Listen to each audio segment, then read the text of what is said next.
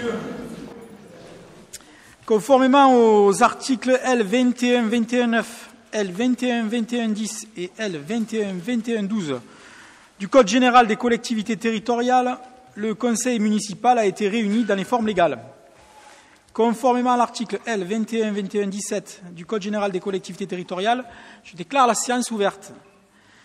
Je propose que Mme Siam Farani soit désignée en qualité de secrétaire de séance. Y a-t-il des avis contraires? Des abstentions? Très bien. Madame la secrétaire, je vous invite à procéder à l'appel. Merci, Monsieur le maire. Bonsoir tout le monde. Donc, Martial Alvarez, Frédéric Rougon, Sandrine Luigi, Philippe Kézergue, Cécile Dupont, procuration à Ali Abdeslam, Muriel Pérez, Jean-Paul Gué va arriver dans quelques instants, Najette Piller, Aline Siam-Farani, Gérard Seller, procuration à Jérôme Bernard, Marie-Françoise Brassini, Laurent Bonfils, Maria Dolores Parodi, procuration à Jean-Paul Gué, Jérôme Bernard, Céline Schaffer, Stéphane Navarro, procuration à Frédéric Rougon, Cissé Tan, procuration à Aline Siam-Farani, Sonia Grache, procuration à Marilyn Oxizoglou, Marc Minoretti, Marilyn Oxizoglou, Joanne Bergenot, Roland Monturli, Pierre Sperta, Claudine Scotto, procuration à Georgette Taffignon, Jean-Marc Charrier, Anis Tamathiou et Alain Cavassila. Très bien. Merci beaucoup, Madame Siam-Farani. Je vais vous demander de bien vouloir adopter le procès-verbal du dernier conseil municipal, celui du 11 mars 2015. Est-ce que ce PV appelle des commentaires? Monsieur le maire, tout d'abord, je tenais à vous remercier puisque j'ai reçu les documents en temps et en heure par mail. Je vous demanderai, si vous étiez d'accord, qu'on puisse observer une minute de silence, puisqu'il y a un ancien élu qui est décédé entre les deux conseils municipaux, qui est M. Georges Balestriero. Je pense qu'à sa mémoire, nous pourrions observer une minute de silence, si vous étiez d'accord. Alors, premièrement, M. Charrier, j'allais vous accorder la parole. Vous m'avez devancé. Vous vous êtes engouffré dans cet espace de parole pour me demander quelque chose que nous allions faire. Donc voilà, nos avis se rejoignent. Et quand je vous le dirai, on observera la minute de silence. Merci beaucoup pour votre remarque. Donc, des remarques sur le procès-verbal? Alors, y a-t-il des votes contre? Des abstentions? Ce procès-verbal est adopté à l'unanimité. Avant de rendre compte des décisions que j'ai prises au titre de ma délégation, et j'espérais l'arrivée de M. Gué qui voulait se joindre à nous pour cette minute de silence, tant pis, quand il fera son entrée dans la salle, il s'apercevra qu'on observe une minute de silence. Je voulais en effet, pour rendre hommage à M. Georges Balestriero, que nous puissions ensemble respecter une minute de silence à sa mémoire. Merci de vous lever.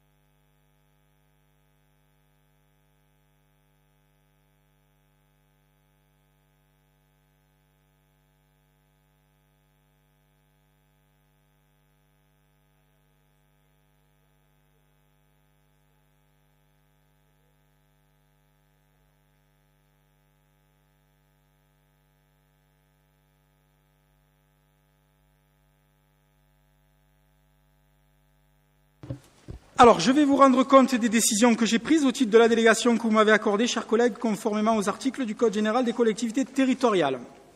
La décision 2015-22, il s'agit d'une convention avec les apprentis sorciers pour le carnaval du 26 mars 2015 à la salle Marcel Pagnol pour un coût total de 200 € TTC. La décision 23, signature contrat de représentation avec la compagnie KIF dans le cadre de la Semaine des droits de la femme pour un coût de 1 200 € et un excellent spectacle à l'espace Gérard Philippe. La décision 24, contrat de location du pli copieur avec la société Réseau France pour une durée de 24 trimestres pour un montant de 853 € hors taxe par trimestre. La décision 25, contrat d'abonnement au service d'Ilège avec EDF Collectivité Méditerranée pour une durée de 48 mois pour un montant de 902,30 € TTC par année. La décision 26 a été annulée. La décision 27, mise à disposition à titre gracieux pour le Conseil général de la maison Casanova pour un accueil parents-enfants. La décision 28, convention, mise à disposition à titre gracieux de la salle de restauration Jules Verne pour l'association France Shotokan Karaté du 27 au 29 mars 2015. La décision 29, convention avec le CNFPT, cadre de formation 2015. Avant d'examiner les différentes questions que nous allons soumettre ce soir à votre approbation, je voulais vous informer, chers collègues et l'assistance, mais je sais que vous suivez l'actualité de près, que les élections du mois de mars ont élu 2 nouveaux représentants pour notre commune au travers du canton d'Arles, puisque nous avons désormais 2 conseillers départementaux nouvellement élus. Donc il s'agit de M. Nicolas Koukas et de Mme Aurore Raoux, à qui je souhaite beaucoup de travail et de bonnes chances dans le cadre de leurs fonctions.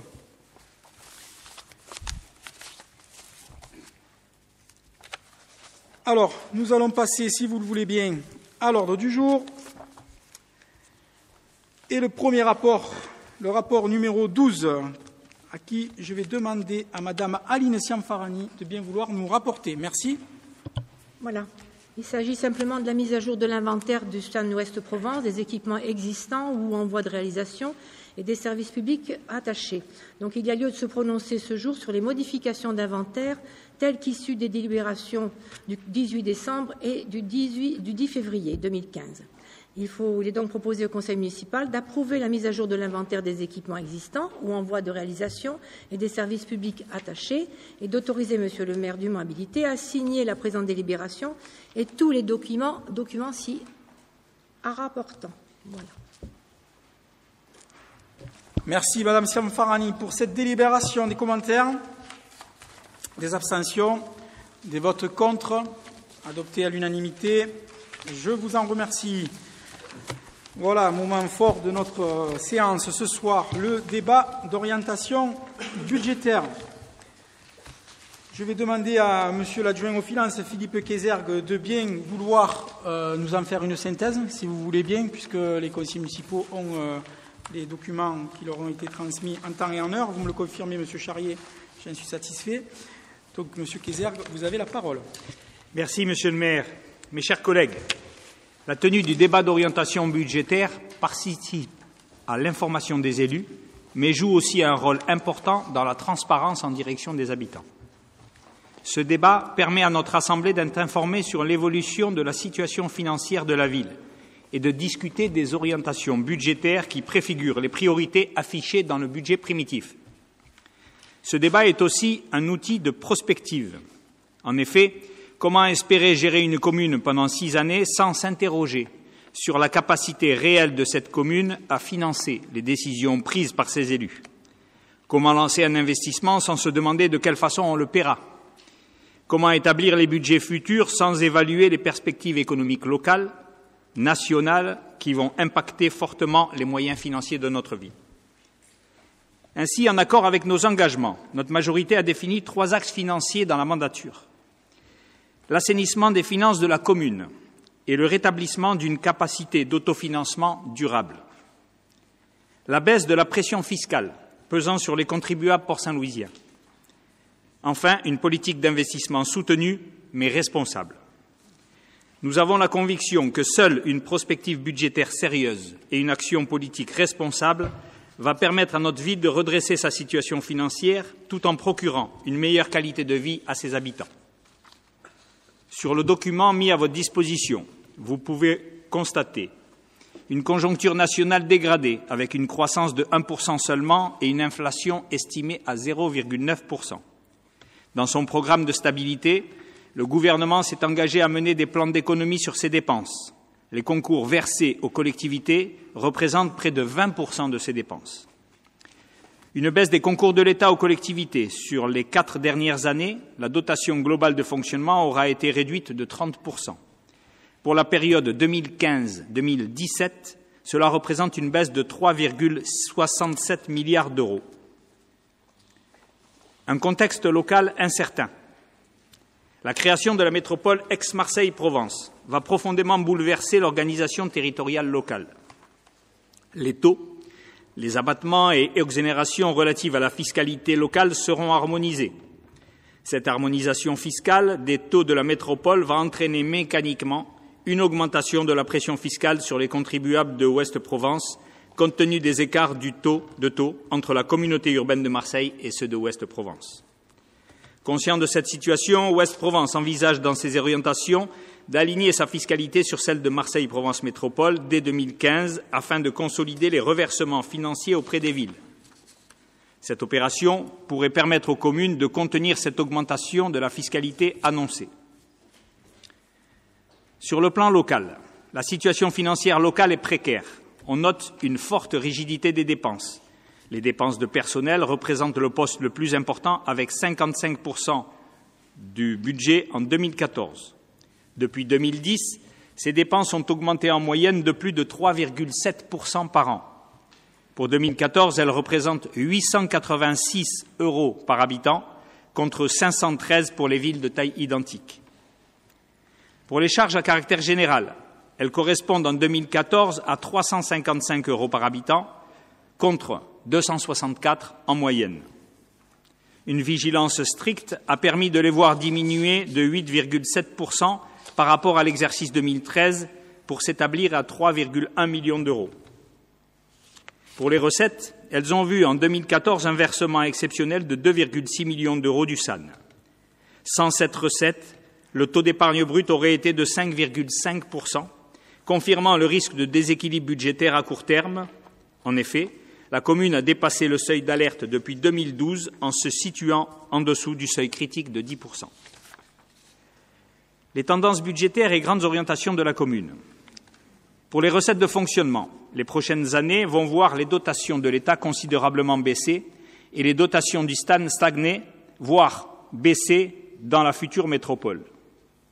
Pour la fiscalité, avec une taxe d'habitation à 18,6%, une taxe sur le foncier bâti à 41,88% et une taxe sur le foncier non bâti à 84,24%, les dernières augmentations d'impôts locaux ont conduit la pression fiscale communale à un niveau élevé.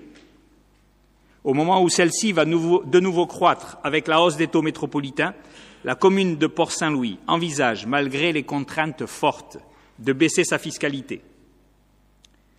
Pour la maîtrise des dépenses de fonctionnement, l'objectif est de ramener progressivement les dépenses de fonctionnement à leur niveau de 2011 en utilisant les moyens suivants: optimisation de la masse salariale, modernisation des services, optimisation de la fonction achat, gestion des patrimoines, optimisation des aides de subvention, gestion de la dette et plan pluriannuel d'investissement.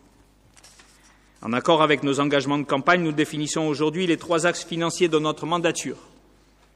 L'assainissement des finances de la ville pour reconstituer une épargne nette de gestion et une capacité d'autofinancement.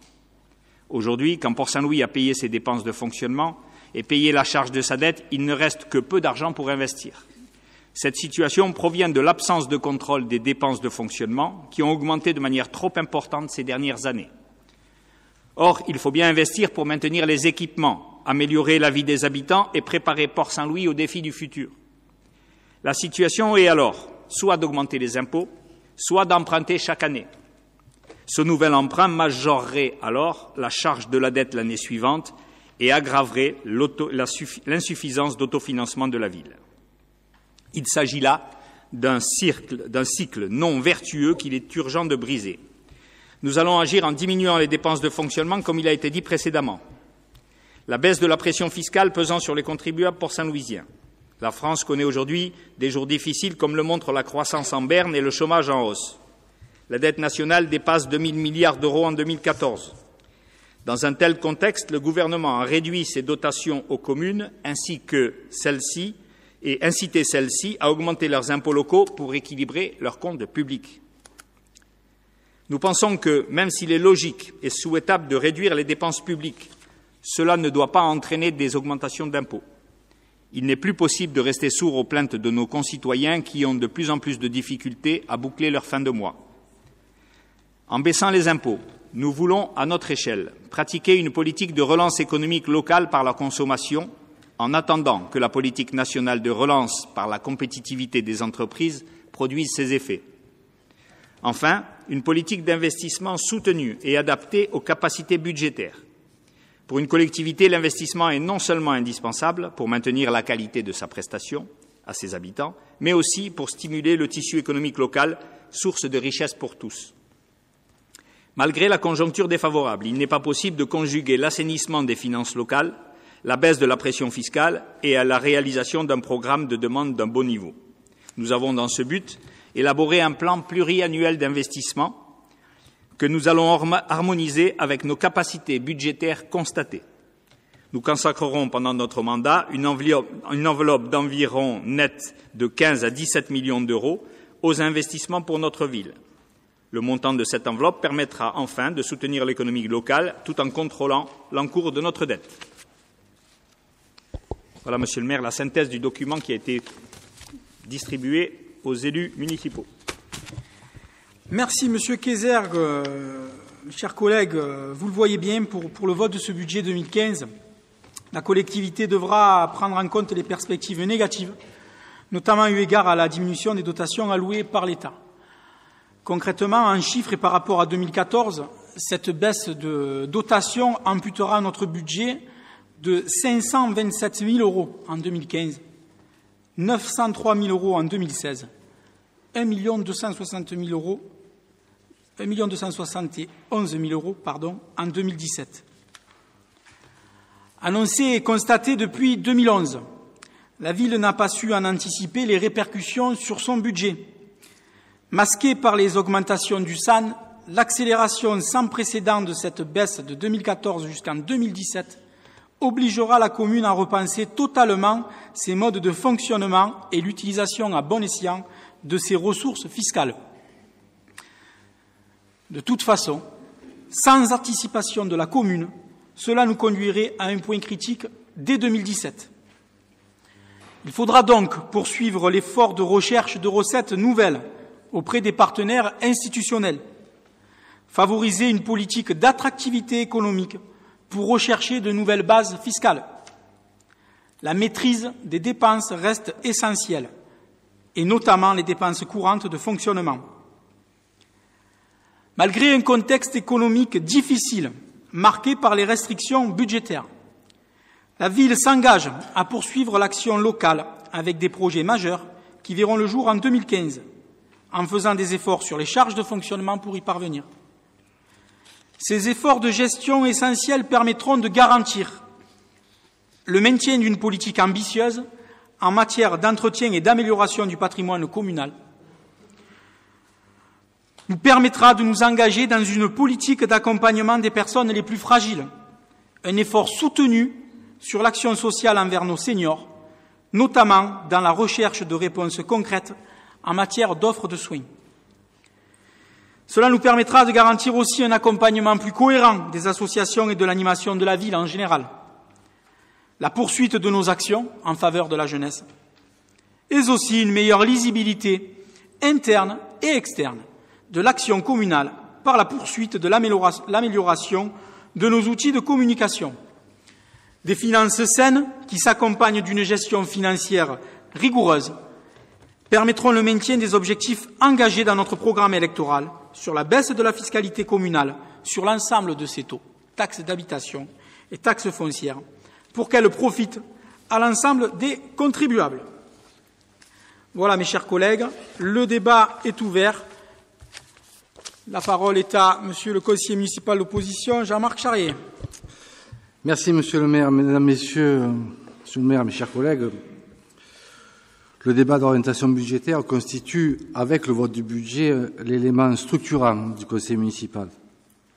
Il est en quelque sorte la clé de voûte de toutes les politiques publiques portées par une majorité, la feuille de route qui permet de dégager les grands projets pour la ville.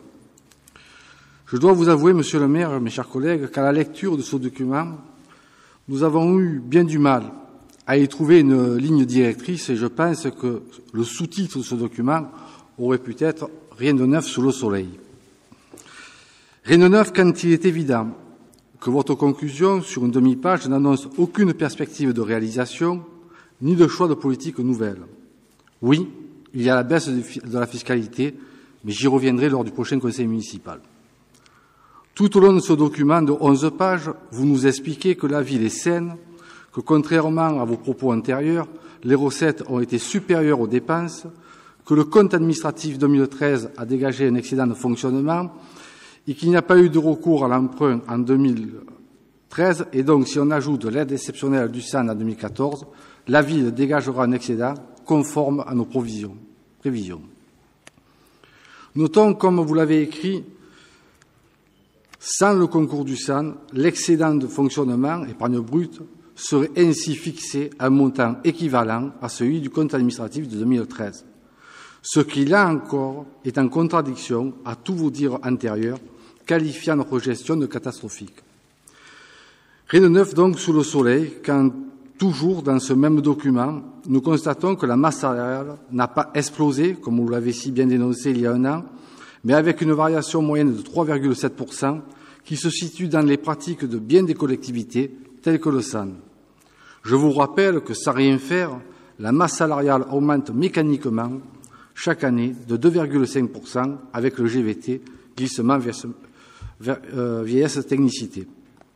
Dans votre document, Monsieur le maire, vous faites ressortir que le premier poste de dépense correspond aux charges personnelles. Je dois vous rappeler que nous gérons ici une collectivité et pas une entreprise, que le service public doit être une mission et que cela nécessite du personnel pour assurer ce service. Considérez-vous qu'il y ait trop de services publics à Port-Saint-Louis-du-Rhône? Ou alors considérez-vous qu'il y a trop de personnel pour assurer ces missions? Nous serons très vigilants à l'évolution de la masse salariale et au maintien des effectifs. En matière d'emprunt, comme vous n'avez lancé aucune nouvelle réalisation et que vous êtes dans la continuité de nos projets, effectivement, vous affichez une baisse de 21% sur l'évolution de la dette entre 2014 et 2013. Mais vous savez comme moi que sur le budget 2014, nous avions inscrit un investissement de 1,5 million d'euros pour la crèche, qui n'ont certainement pas tous été mobilisés en 2014, puisque les travaux sont toujours en cours, et qui vous ont permis de ne pas avoir recours à l'emprunt. Là encore, notre anticipation des situations n'a pas été si mauvaise que cela. La crèche, ou plus exactement, le pôle petite enfance, représente un investissement de 3,4 millions d'euros, qui ne coûtera aux Port-Saint-Louisiens que 700 000 euros. C'est le montage financier que nous avons réalisé pour sa construction. 700 000 euros pour la ville, 400 000 euros pour la CAF, 2,3 millions d'euros pour le Conseil général, soit 68%. Et oui, les financements croisés des collectivités et partenaires institutionnels sont une solution efficace pour porter des investissements structurants dans nos communes et le Conseil général nous a bien accompagnés depuis près de 10 ans. Un Conseil général devenu aujourd'hui Conseil départemental et qui me soit permis à mon tour de me réjouir de l'élection de M. Koukas et Mme Braouk sur notre territoire. Une élection remarquable face aux candidats du Front National et sans le soutien de la municipalité de Port-Saint-Louis-du-Rhône. C'est bien triste pour notre belle ville de Port-Saint-Louis, soit dirigée par des élus qui ne prennent pas position contre le Front National, qui restent muets, au risque de voir ce parti xénophobe, raciste, homophobe, qui fait de la division et du rejet de l'autre son fonds de commerce, qui ne respecte pas les valeurs universelles de la République, nous représenter au département. Oui, vous êtes restés murés, quelle étrange attitude. Rassurez-vous, cela n'altère en rien notre joie d'avoir, quant à nous, contribué à battre le Front National et contribué ainsi à la victoire de Nicolas Koukas et de Raoux. Alors, Monsieur le maire, lors du conseil syndical d'Ouest-Provence, vous m'avez, et je vous cite, accusé d'avoir augmenté les impôts et endetté la ville. Accusé d'avoir augmenté les impôts, bien évidemment, au regard de la situation dont nous avons hérité en 2008, contrairement à vous, et je vous tenais à vous remercier de l'audit financier que vous nous avez adressé et qui contribue à montrer que la situation n'est pas si déplorable que ce que vous l'avez voulu le décrire, et surtout pouvoir répondre aux attentes des Port-Saint-Louisiens. Alors de quoi m'accusez-vous? D'avoir doublé l'enveloppe du mouvement associatif? D'avoir mis en place le régime indemnitaire, soit 1 500 € par an pour le personnel? D'avoir remis en place le comité d'action sociale supprimé par votre adjoint aux finances? D'avoir municipalisé le personnel de la crèche, du service jeunesse, de la base nautique? D'avoir mis en place des séjours pour les enfants et les jeunes à des prix accessibles à tous? D'avoir considérablement augmenté le nombre d'heures de ménage pour nos anciens? D'avoir amélioré l'offre de services publics sur la ville? D'avoir acheté des livres à tous les écoliers, car avant 2008, ils devaient faire des photocopies pour étudier dans les écoles? D'avoir mis en place la gratuité du transport sur la ville? D'avoir placé la culture comme fil conducteur de l'action sociale et du vivre ensemble? D'avoir mis en place les mercredis du port, la fête de la mer et de la Saint-Louis? D'avoir accueilli quelques 10 000 visiteurs à l'occasion de Marseille, capitale européenne de la culture? D'avoir établi un schéma d'aménagement qui nous sera bien utile tout à l'heure dans l'élaboration du PLU? D'avoir mis en place un plan communal de sauvegarde, et je pourrais encore ainsi développer. Si vous me reprochez tout cela, alors oui, je veux bien être coupable. Coupable d'avoir endetté la ville? Pendant 19 ans, nous avons vécu ici l'immobilisme. Votre adjoint aux finances n'a pas engagé de travaux structurants.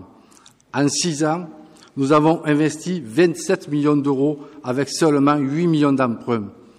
Tout le reste, c'est le Centre-Ouest Provence, le Conseil général, la région, voire l'État, qui nous a accompagnés.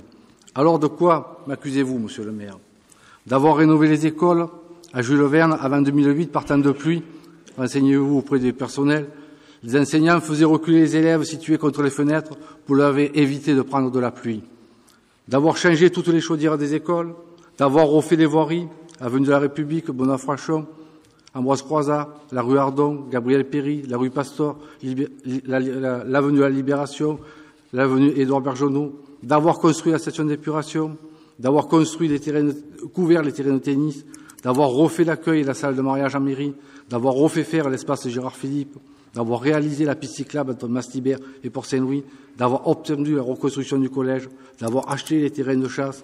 D'avoir réalisé le bassin de rétention et d'avoir remis en état les différentes pompes de la ville? D'avoir acheté aux pompiers du matériel nécessaire afin de sauver des vies? D'avoir obtenu 20 lits supplémentaires pour reconstruire la maison de retraite? Et là encore, la liste n'est pas finie. Alors oui, monsieur le maire, je plaide coupable. Coupable d'avoir l'ambition pour cette ville et pour ses habitants. Notre mandat, nous l'avons accompli avec responsabilité et nous verrons dans 5 ans quel sera votre bilan. Au regard de ce document d'orientation budgétaire, il ne donne pas de signe fort. On n'y voit aucun projet d'envergure et ce n'est pas ce que vous aviez annoncé dans votre campagne électorale. Alors vraiment, une nouvelle fois, je me pose la question. Qui doit-on croire? Monsieur Alvarez maire ou Monsieur Alvarez candidat? D'autres interventions? Bien, Monsieur Charrier, s'il y a une chose sur laquelle vous êtes constante, c'est bien la médiocrité. C'est une belle prose que vous avez essayé d'employer, mais très honnêtement, je pensais que lors de nos derniers échanges au comité syndical de Ouest-Provence, j'avais essayé de vous faire entendre raison. Moi, je ne vous accuse de rien, Monsieur Charrier. Vous avez passé 6 années à expliquer à votre prédécesseur que c'était les électeurs qui avaient choisi et mis en place la majorité qui était la vôtre. Ça serait un raccourci, on va dire, et une habitude que de vous retourner la même réponse. Moi, si j'aurais quelque chose à vous reprocher, non, j'ai rien à vous reprocher. Par contre, si j'étais, et je faisais partie de votre ancienne majorité, j'aurais des choses à vous reprocher. Parce qu'avec tout ce que vous annoncez, être le candidat qui a conduit cette équipe à la défaite, je crois que vous avez beaucoup de questions à vous poser. Je crois aussi, pour faire un raccourci sur les dernières élections départementales, que vous manipulez très bien l'assistance. Parce que vous le savez, c'est vous qui avez usé de caprices et d'intérêts particuliers pour que la candidate qui soit retenue par Nicolas Koukas, pour qu'elle soit sa colistière, ce soit Aurora Houx. Donc vous assumez tout seul le fait de vouloir avoir clivé et d'être resté entre vous, alors que nous portons un message d'ouverture, que nous portons un message d'arrêter de cultiver le camp contre camp. Donc nous aurions pu, Monsieur Charrier, nous aurions pu nous retrouver si vous aviez fait l'effort. Aujourd'hui, vous êtes à mes yeux le seul responsable de ce qui va se passer demain. Donc moi, là où j'ai de la peine, c'est de m'apercevoir que seulement 1900 voix se sont portées sur cette candidature à Port-Saint-Louis-du-Rhône. 500 voix de moins que les voix qui se sont portées sur votre nom aux élections municipales, 400 voix de moins que les voix qui se sont portées sur votre nom quand vous étiez candidat aux élections cantonales. Donc moi, je me poserai la question, et puis je m'inquiète dans cette attitude-là, de voir le Parti communiste continuer à se refermer dans ces positions-là et tout faire pour resserrer cette équipe et resserrer sur ce dogme politique sur lequel nous voulons changer. Et je ne serai pas surpris de voir rapidement Madame Aurora Houx trouver une place dans cette audience-là, parce qu'il va bien falloir trouver une tribune pour qu'elle s'exprime. Donc moi, Monsieur Charrier, je ne vous reproche rien. C'est de votre responsabilité de ne pas avoir fait le nécessaire pour ce qui était, à votre avis, la gestion convenable pour la commune, ne vous est pas permis de reprendre les fonctions de maire. Je vous ai dit à Ouest-Provence que vous aviez occupé des fonctions importantes, de hautes fonctions. Conseiller général des Bouches-du-Rhône, avec des délégations, maire de la ville de Port-Saint-Louis-du-Rhône, vice-président de Ouest-Provence. Je vous le redis une fois de plus, je ne vais pas m'éterniser dans des propos stériles. Voilà, je pense que vous êtes largement capable de dépasser ces discours que je qualifierais de caniveaux, parce que là, on n'a fait pas avancer le problème. Moi, Monsieur Charrier, quand vous me dites que rien de neuf sous le soleil, alors qu'on s'apprête à investir près de 7 400 000 euros d'investissement sur ce budget-là, attendez qu'on fasse les réalisations. On parle sans cesse des travaux que vous avez faits dans les écoles, des écoles que vous avez retrouvées dans des états catastrophiques, délabrés. Mais moi, Monsieur Charrier, vous n'avez fait que votre travail, de l'entretien. Aujourd'hui, j'ai un préau qui s'est effondré et je vais devoir le réparer. Pourtant, vous ne les avez pas entretenus, les écoles. Aujourd'hui, nous allons faire un plan massif d'investissement dans les bâtiments communaux et notamment les écoles. Comme vous l'avez fait vous. Vous vous apercevrez que nous continuerons à assurer tout ce qui est de la logique de toute collectivité, de tout responsable de collectivité pour entretenir le patrimoine communal. Nous le ferons. Comme vous l'avez dit, nous nous donnerons rendez-vous dans 5 ans face aux électeurs pour mesurer les engagements des uns et des autres. Alors moi, je veux bien entendre aujourd'hui dans vos propos le fait que vous avez hérité lors de votre arrivée aux affaires d'une situation catastrophique. D'accord. Bon, en tout cas, vous n'aviez pas 8 millions d'euros d'endettement. Je ne peux pas dire le contraire, ce n'était pas le cas. En tout cas, vous n'aviez pas, avant vous, un ancien maire et ancien conseiller général qui a oublié, lors de sa volonté de voir reconstruire le collège, qu'il allait rester un autre collège ancien à désamianter, détruire, refaire, sur lequel il va falloir qu'on soit accompagné. Donc là aussi, nous avons été sollicités le conseil général pour se demander comment on allait faire pour régler l'addition. Ça aussi, ce sont des choses que nous avons à gérer dans la continuité de chaque gestion, comme ça se passe dans toutes les collectivités. Vous vous félicitez d'avoir... je me rappelle plus des chiffres, mais quand vous avez pris exemple du pôle petite enfance, sur un investissement de 3 millions d'euros, où seulement la ville a investi 700 000 euros, c'est bien ça, sur ces chiffres-là? Bravo, félicitations. Moi, je vous dis que pour aboutir le projet de reconstruction du nouveau collège, il fallait réaménager la rue Gustave Vidal. Nous sommes allés chercher, j'ai été chercher auprès du président du Conseil général, 1 200 000 euros d'investissement en one-shot exceptionnel. Nous faisons notre travail, ne vous inquiétez pas, Monsieur Charrier. Et puis, pour les projets structurants, on se met en place, laissez-nous le temps aussi de pouvoir travailler, faire avancer les choses. Ne vous inquiétez pas sur ce côté-là. Les Port-Saint-Louisiens seront régulièrement informés de tout ce qui va se passer de nouveau sur la collectivité. Je peux pas quand même terminer ces propos sans rester sans mots sur cette idée que la logique qui était de se dire on emprunte pour faire des réalisations, c'est normal, et parce que la situation financière de la commune le permet, et pendant plusieurs années dans l'opposition, quand j'étais à votre place, je vous alertais, et la réponse était systématiquement la même. Contrairement à ce que vous pensez, Monsieur Alvarez, ce qui se passe dans d'autres collectivités, la situation est saine et nous permet d'emprunter. C'est pas ça que je vous reproche, Monsieur Charrier. C'est votre manque de projection, de regard vers l'avenir. C'est ce que je vous ai dit à Ouest-Provence. Aujourd'hui, il faut se dire la vérité en face. Ce qui se passe au niveau des dotations de l'État, c'est pas moi qui l'invente. Vous l'avez vu, plus de 500 000 euros cette année à moyen sur le budget, 900 000 l'année prochaine, 1,3 million. Non mais vous vous rendez compte tout ça? Mais c'était annoncé. Mais alors, pourquoi un maire qui était censé anticiper ces dépenses-là supplémentaires, parce que ces recettes à moins, ça veut dire qu'il ne fallait pas amener le train de vie de la commune à un niveau sur lequel on n'est pas capable d'assumer. Alors aujourd'hui, je me dis, oui, vous avez le beau rôle de dire que vous avez fait tenter plus et que vous allez être contre chaque procédure, entre guillemets, de gestion qui nous permettront de verrouiller et d'assurer l'avenir.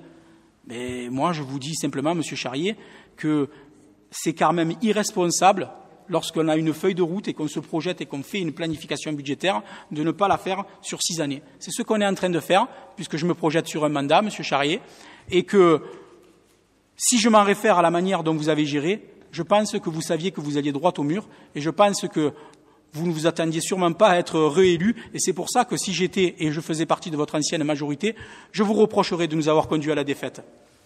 Voilà, des commentaires supplémentaires, Madame Stamatiou. Oui, Monsieur le maire, à croire que les propos donc et l'intervention de Monsieur Charrier qui reprend l'ensemble des opinions de notre groupe vous ont drôlement ébranlé.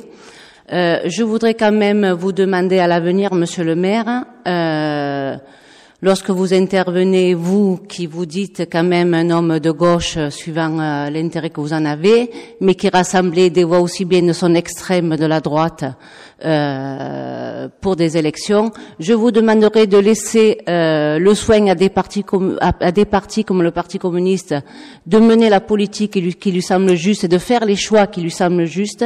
Il faut croire que ces choix, quand même, pas grâce à vous, nous ont mené à une victoire pour la population.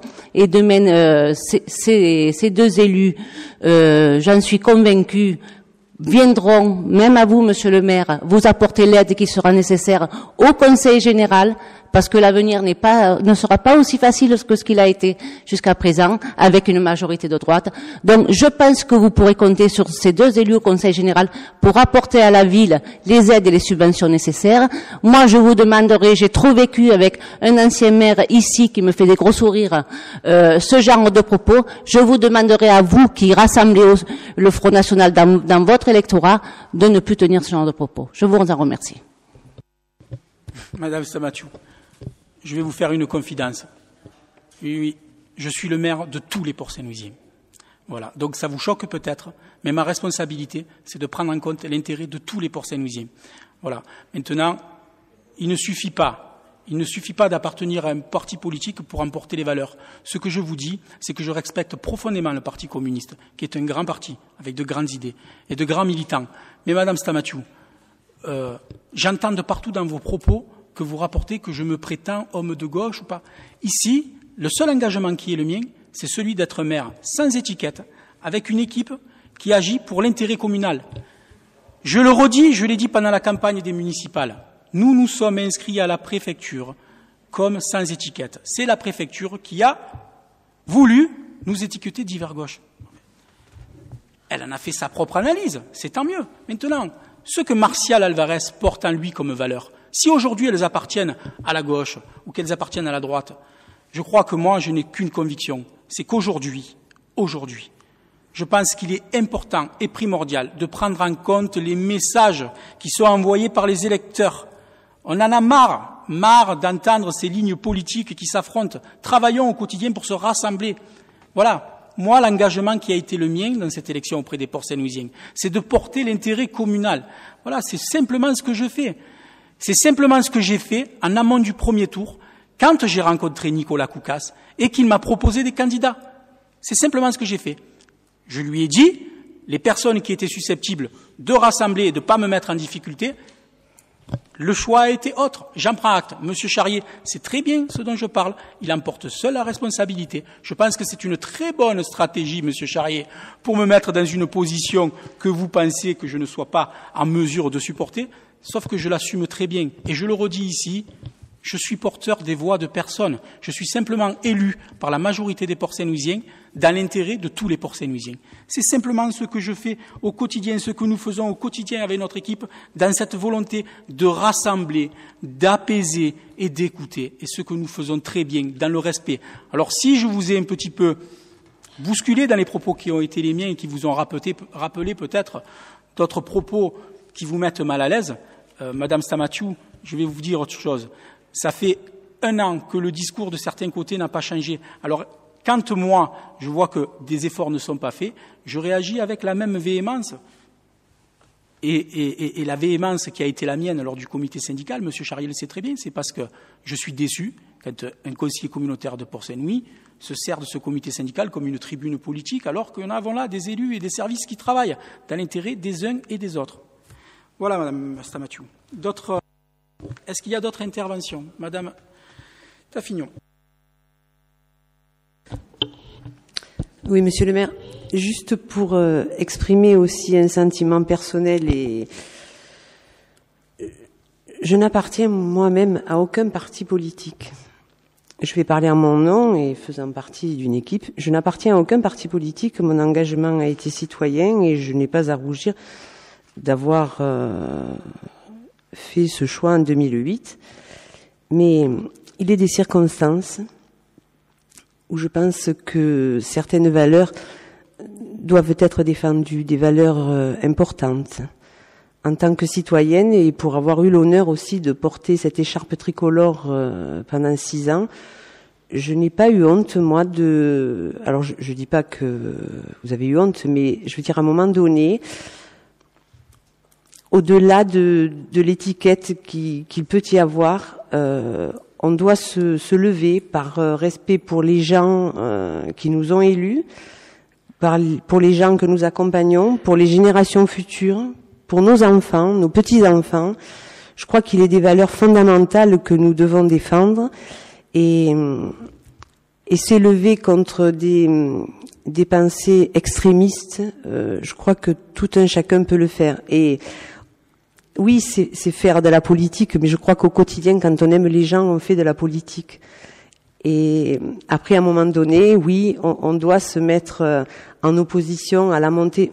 Moi, vous savez, Monsieur le maire, ce qui m'a le plus attristé, c'est pas la perte de voix de Monsieur Jean-Marc Charrier, c'est le nombre de voix qu'a obtenu ce parti sur la commune. Parce que nous sommes tous Port-Saint-Louisiens, nous sommes tous ici autour d'une table, nous nous connaissons tous, et de savoir qu'il y a pratiquement un Port-Saint-Louisien sur 2 qui peut, à un moment donné, avoir de telles pensées, moi, ça m'afflige et ça m'inquiète. Et je crois que là, déjà, si autour de cette table, on pouvait avoir une réflexion et se dire que c'est pas la meilleure façon de faire de la politique que de ces parties de ping-pong, mais à un moment donné, il faut être unis face à un danger pour nous, pour les générations à venir. Merci Madame Taffignon. Je le redis, cette unité, il aurait fallu savoir la créer dès le premier tour. Maintenant, il y a une autre manière de combattre ce qui vous inquiète. Je pense que j'y suis dedans, mes collègues de la majorité aussi. Je me lève tous les matins pour aller à mon travail, puis je me rends dans la collectivité pour travailler, pour faire avancer les dossiers. J'investis beaucoup dans le social, dans l'écoute, dans les gens que je rencontre. Je soutiens les associations. Je suis avec certains de mes élus au plus proche des gens, même qui appartiennent à des communautés sur lesquelles il pourrait être émis des idées que certains gens développent. De cette manière-là, je m'aperçois que jamais dans nos discours, dans nos propos, nous retrouvons ce que vous combattez. Donc je crois que ce qu'on fait ici, ce qu'on produit ici comme énergie, comme volonté d'agir dans le sens et dans l'intérêt commun et collectif, pourquoi il n'existe pas ailleurs? D'ailleurs, cette réflexion, je me la suis faite. C'est pour ça que j'exclus pas d'ouvrir ce débat et d'ouvrir ce discours pour une échéance qui est importante, mais je l'avais déjà dit lors de la cérémonie des vœux, et notamment pour les élections régionales, sur lesquelles je pense que les partis traditionnels ont grandement intérêt à écouter un petit peu tout ce qui fait le fondement de personnes et d'élus comme vous, Madame Taffignon, qui, sans étiquette, mais pour la cause qui est la plus noble, le service aux gens et aux populations, sans intérêt, dénué de cette volonté d'en faire une carrière. Voilà, je suis dans cette ligne-là. J'ai pas l'impression, dans ma manière d'être, j'ai pas l'impression que mes collègues de l'opposition, dans leur manière d'être ou d'agir, cautionnent ce discours que vous voulez nous prêter. Alors maintenant que ça intéresse et que ça positionne politiquement et que ça vous permette de créer, par effet, on va dire, inverse, une volonté de se rassembler contre Martial Alvarez, xénophobe, qui n'a pas appelé à voter contre le Front National parce que Martial Alvarez, il a toujours dit, pour l'instant, ce n'est pas un homme politique.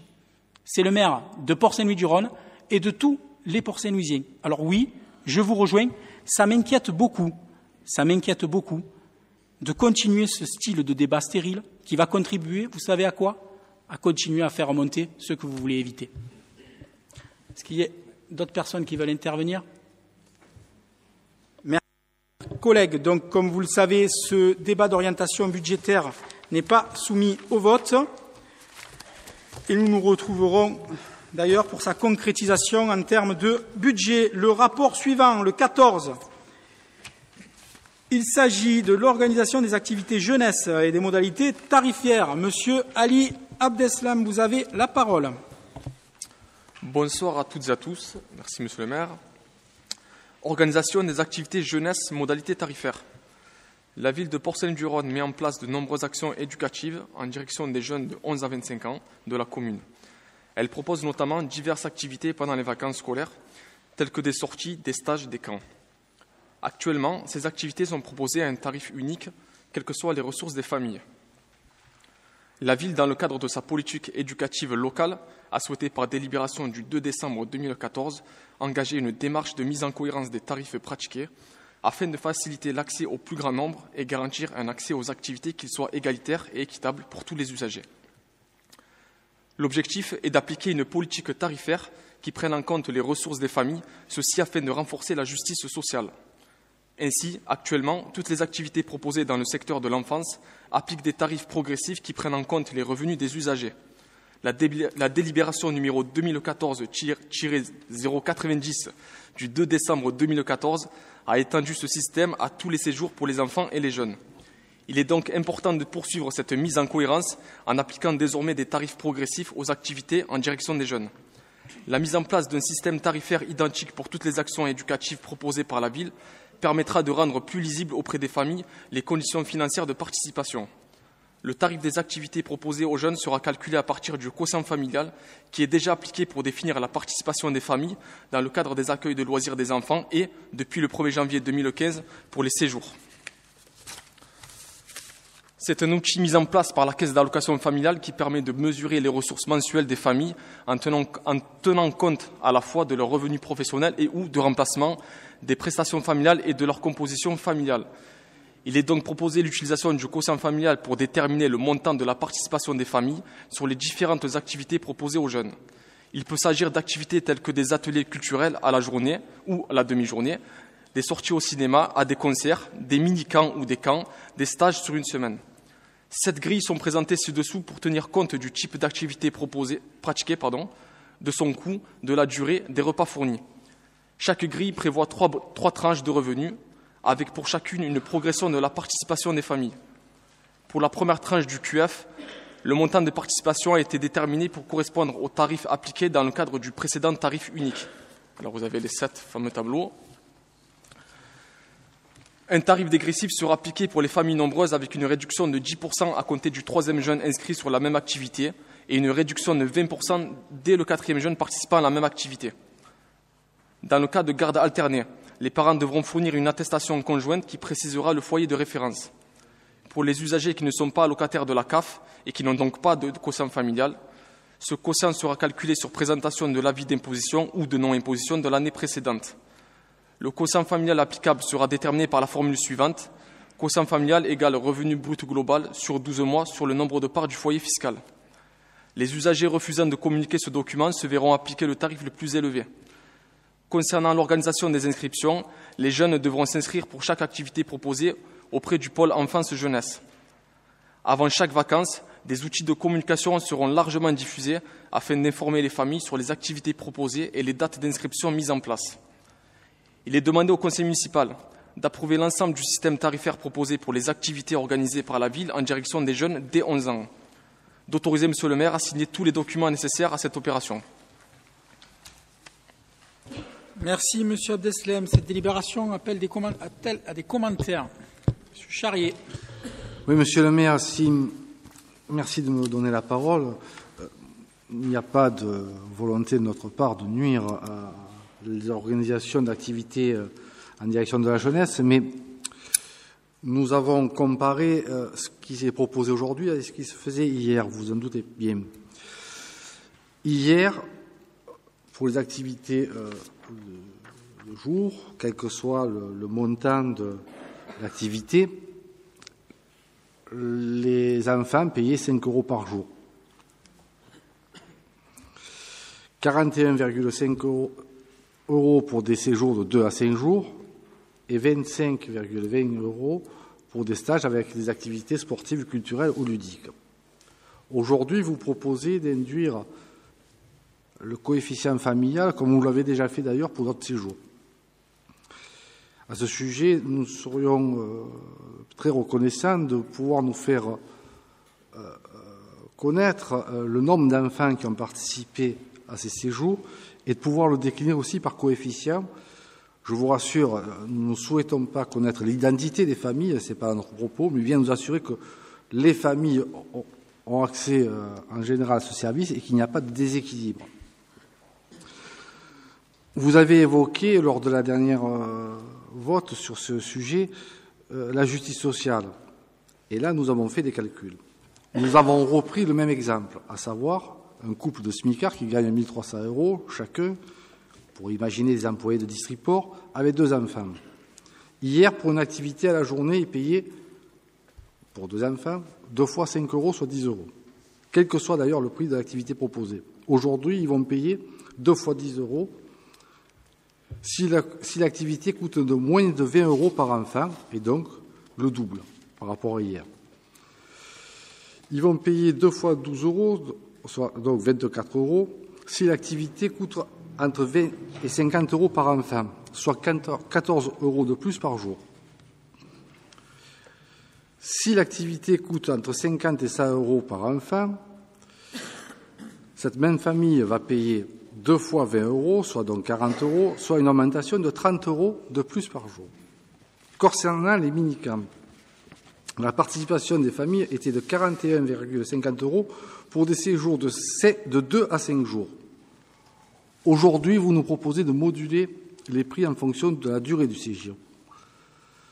Et donc, pour cette même famille, pour un mini-camp de 2 jours, les parents devront payer pour leurs enfants 134 € au lieu de 83 € hier, soit 51 € de plus.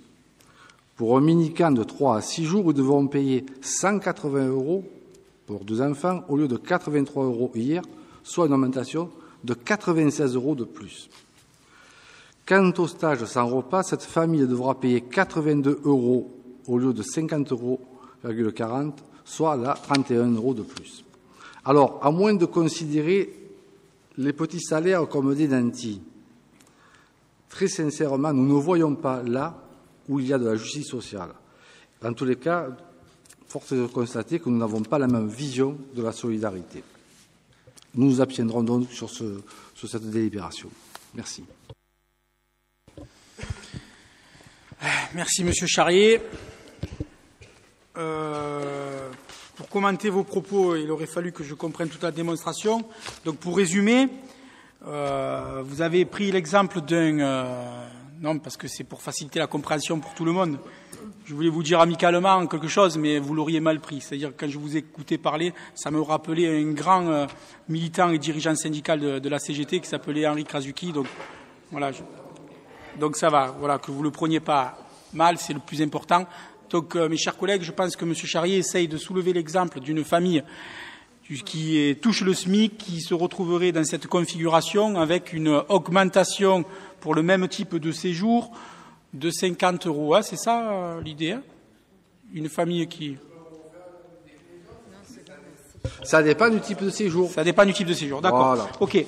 Donc, pour répondre à votre première question, vous pourrez faire votre demande par écrit pour demander exactement le détail de ce que vous voulez. Les services se chargeront de vous le communiquer. Hein, voilà, comme ça, vous aurez en visu ce que je vais vous dire.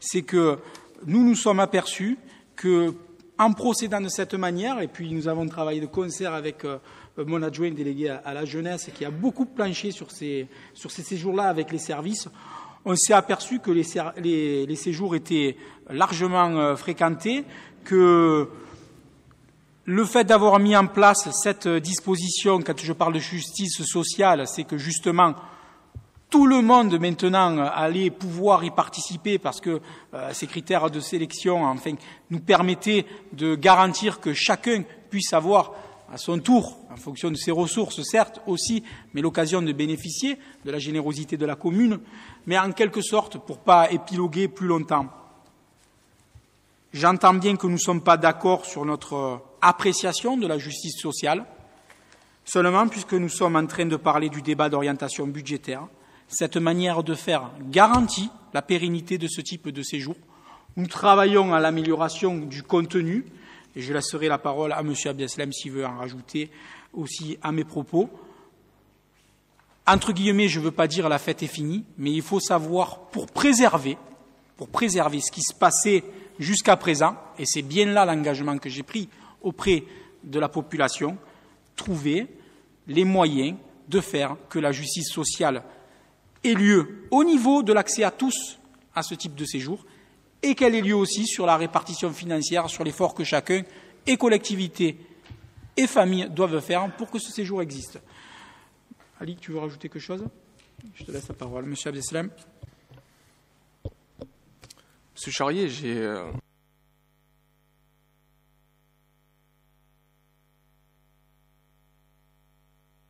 Ça marche pas. Vous m'entendez mieux? Je disais, j'ai quelques soucis avec les chiffres que vous venez d'annoncer. Notamment quand vous parlez de prestations, c'est pas sur une journée, c'est sur plusieurs journées. Et après, bon, honnêtement, j'ai pas trop suivi, vous êtes allé un peu trop vite. Pourtant, je suis bon en maths, mais bon, là, honnêtement, j'ai eu énormément de mal. J'ai quelques soucis aussi avec tout ce que vous annoncez quand vous parlez de justice sociale, etc. Ce qui me paraît bizarre dans tout ça, c'est que vous avez quand même, durant votre mandat, mis en place ce genre de tarification au niveau du centre de loisirs, au niveau du service enfance. Aujourd'hui, nous faisons tout bêtement la même chose sur le service jeunesse. Tout bêtement. Nous utilisons le calcul du quotient familial, au service enfance, au centre de loisirs, nous utilisons le quotient familial. Et aujourd'hui, nous faisons exactement la même chose au niveau du service jeunesse. Alors moi, ma question elle est la suivante, M. Charrier, parce que je vais vous poser une question. Faites-vous la différence entre le service enfance et le service jeunesse?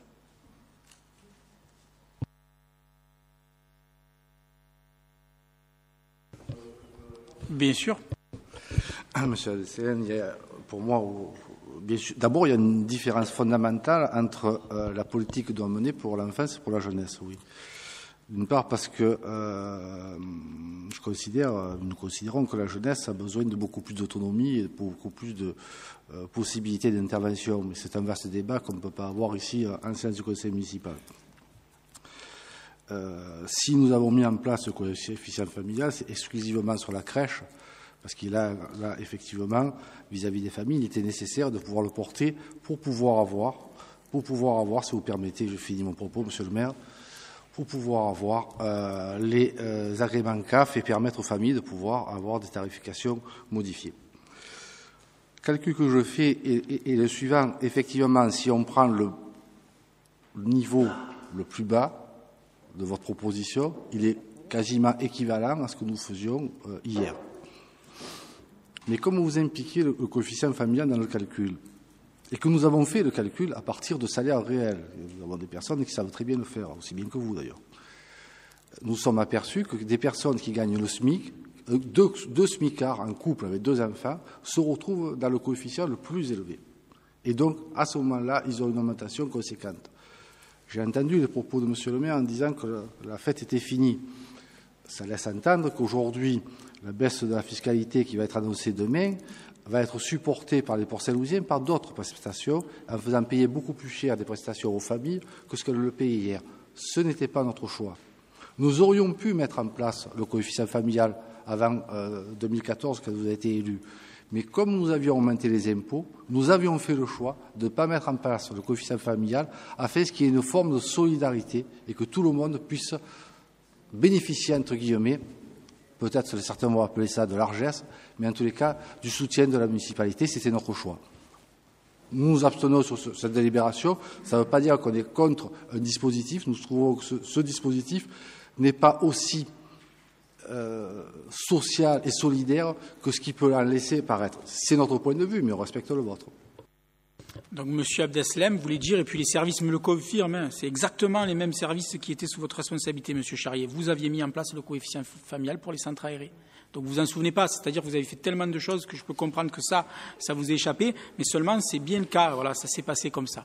Donc, je note qu'il y a une abstention de l'opposition. Pour le reste, des votes contre. Donc, adopté 7 votes contre et le reste pour. C'était le dernier rapport? Non. Le rapport numéro 15, le rapporteur, Monsieur Frédéric Rougon. Ouais, c'est abstention, pardon. 7 abstentions et le reste pour. Monsieur Frédéric Rougon pour la révision générale du poste valant élaboration du PLU. Merci, Monsieur le maire. Mesdames et Messieurs, chers amis, permettez-moi tout d'abord de vous saluer. La loi SRU, Solidarité et Renouvellement urbain du 15 décembre 2000 a amené une réforme profonde des documents d'urbanisme. Cette loi a notamment remplacé le plan d'occupation des sols, le POS, par les plans locaux d'urbanisme, le PLU. Concernée par le risque inondation, l'intercommunalité compétente en matière de planification urbaine attendait l'élaboration du plan de prévention des risques inondation pour réviser le document de Port-Saint-Louis-du-Rhône. La loi Allure du 24 mars 2014 établit de nouvelles dispositions à prendre en compte dans les PLU et met en demeure les communes de déclencher la révision de leur POS avant le 31 décembre 2015, révision qui, je le précise, doit aboutir avant le 27 mars 2017. La ville étant désormais compétente en matière de planification urbaine.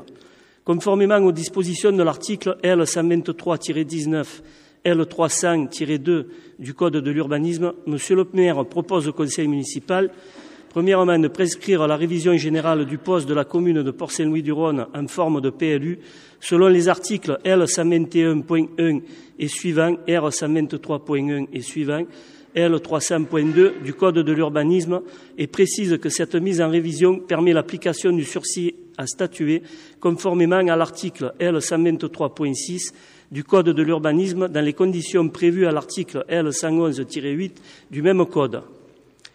De valider conformément aux dispositions des articles L123-19 et L300-2 du Code de l'urbanisme les objectifs de l'élaboration du PLU de la commune de Port-Saint-Louis-du-Rhône. Mettre en œuvre le schéma d'aménagement urbain, notamment sur le bassin central et de part et d'autre du canal Saint-Louis. Définir les secteurs à urbaniser et renouvellement urbain au vu des évolutions socio-démographiques et économiques. Diversifier le parc de logement pour renforcer la mixité de l'habitat. Diversifier le développement économique avec la mise en place d'un pôle nautisme et mer. Intégrer la zone industrielle de Fos et la ZAC du Malbarge 2. Prendre en compte les risques naturels et industriels dans l'aménagement du territoire. Définir les formes urbaines des espaces à aménager ou à réaménager. Protéger et mettre en valeur le paysage naturel, culturel, industriel et urbain du territoire communal. La mise en œuvre de ces différents objectifs s'inscrira dans l'élaboration d'un projet commun d'urbanisation et d'aménagement à travers le projet d'aménagement et de développement durable, le PADD, et des orientations d'aménagement et de programmation qui viendront compléter le rapport de présentation, le règlement, les documents graphiques et les annexes. D'engager la concertation avec la population conformément aux dispositions de l'article L300-2 du Code de l'urbanisme et au vu des objectifs susmentionnés selon les modalités suivantes. Mise à disposition du public des éléments d'étude au fur et à mesure de l'avancement du projet à la direction des services techniques, Villa Pec Camargue, rue Marcel Baudin, et aux jours et heures habituels d'ouverture au public, aux jours fériés ainsi que sur le site Internet de la ville. Mise à disposition du public d'un registre destiné à recueillir les avis et observations des habitants en mairie, 3 avenue du Port, ainsi qu'à la direction des services techniques, aux jours et heures habituels d'ouverture au public hors jours fériés. 2 réunions publiques seront tenues afin de présenter le projet d'élaboration du PLU à la population. L'évolution du document sera présentée dans 2 parutions du journal municipal, #Port-Saint-Louis-ma-ville. Vu l'article L123.19 du Code de l'urbanisme, les articles L123.1 et suivants du Code de l'urbanisme, l'article L300.2 du Code de l'urbanisme, entendu l'exposé de Monsieur le maire, le conseil municipal, après avoir délibéré, prescrit la révision du POS, approuvé en date du 31 août 1993 et l'élaboration du PLU et ouvre la concertation selon les modalités susvisées. indique que la présente délibération sera transmise au sous-préfet d'Arles et sera notifiée à Monsieur le Préfet, Monsieur le Président du Conseil général, Monsieur le Président du Conseil régional, Monsieur le Président, voilà, vous l'avez la liste, indique que conformément à l'article R123-25 du Code de l'urbanisme, la présente délibération fera l'objet d'un affichage pendant un mois en mairie de Port-Saint-Louis-du-Rhône et d'une mention dans 2 journaux locaux diffusés dans le département. Elle sera publiée au recueil des actes administratifs de la commune. Autorise Monsieur le maire à signer tout acte nécessaire à la mise en œuvre de cette délibération ainsi qu'au dossier correspondant. Merci, Monsieur Rougon. Voilà, vous le comprenez, moment important pour la collectivité avec la révision avant la date critique du 31 décembre 2015 de son poste. Et d'ailleurs, on en avait déjà discuté, il me semble, lors d'un des tout premiers conseils municipaux. C'est quelque chose qui était de toute façon programmé et engagé par la collectivité, même par la mandature précédente. Donc, est-ce qu'il y a des commentaires sur cette délibération? Des avis contraires, des abstentions adoptées à l'unanimité? Je vous en remercie. Je déclare donc la séance close et vous donne rendez-vous la semaine prochaine à 18h, non pas 18h30, pour le conseil municipal et le vote du budget. Merci, mesdames et messieurs.